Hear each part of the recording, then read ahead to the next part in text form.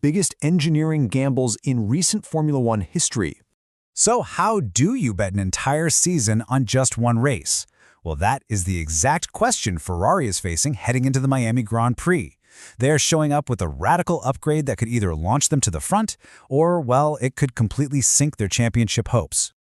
And get this is all they get, just 200 kilometers of testing. That's it. It's just one single restricted filming day to prove that a completely new car concept even works. So why so little time? Because their rivals, in a pretty shrewd power play, blocked a full test. The pressure is absolutely immense. Okay, so let's break down how we even got to this point. There was this 5-week gap in the F1 calendar, and it really forced Ferrari's hand. They had to cram multiple separate upgrades into one absolutely massive overhaul, what the team itself is calling a package and a half, and they have to unleash it all at once in Miami. But here's where the paddock politics really kick in. 5 rival teams, and we're talking about the heavy hitters here, Mercedes, McLaren, they sensed a major threat was coming, so they formed a little coalition with one goal: deny Ferrari a crucial mid-season test day at Monza.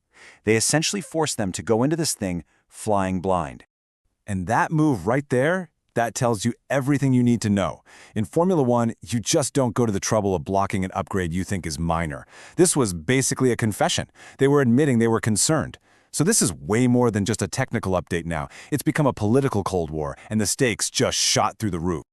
So what is this big secret that has everyone in the paddock so nervous? Well, it all comes down to a really radical, almost counterintuitive approach to handling the brutal Miami heat. Okay, now just look at these numbers for a second. While every other team on the grid uses aluminum to get heat out of the engine as quickly as possible, you can see that high conductivity number. Ferrari has gone with steel. Its conductivity is way, way lower, which means it does the exact opposite. It keeps the heat in.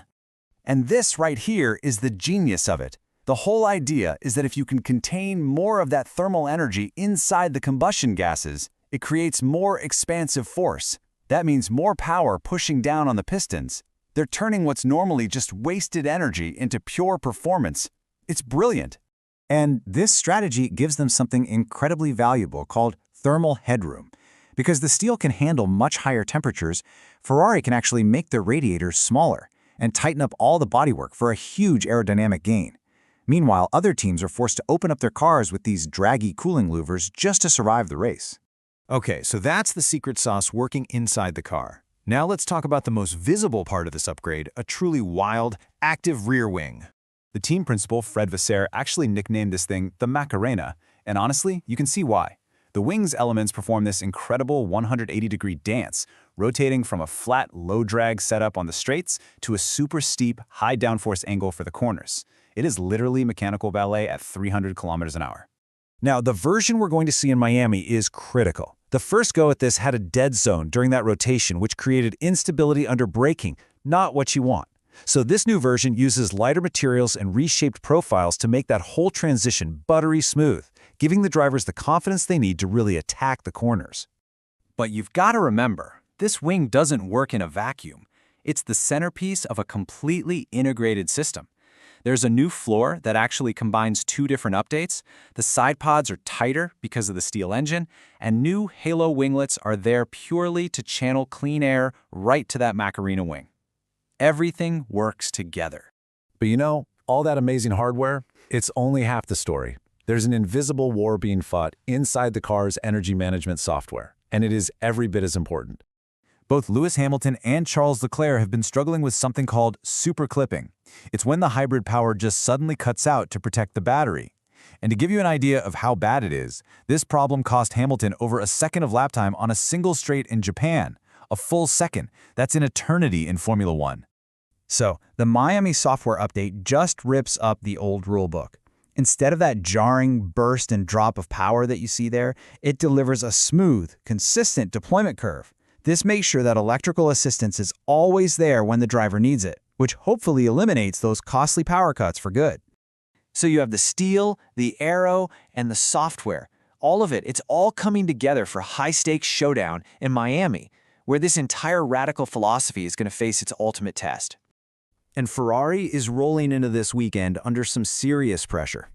After a really dominant start by Mercedes, they're already trailing by a significant 45 points in the championship. They simply cannot afford to fall any further behind. And the pressure doesn't stop there.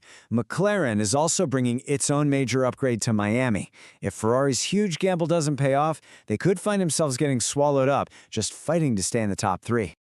So here it is, the package and a half, all laid out. A new approach to thermal management, a revolutionary aerodynamic concept, and a complete software overhaul. All of it being risked on a single race weekend with practically no real-world testing. It is a massive, massive bet.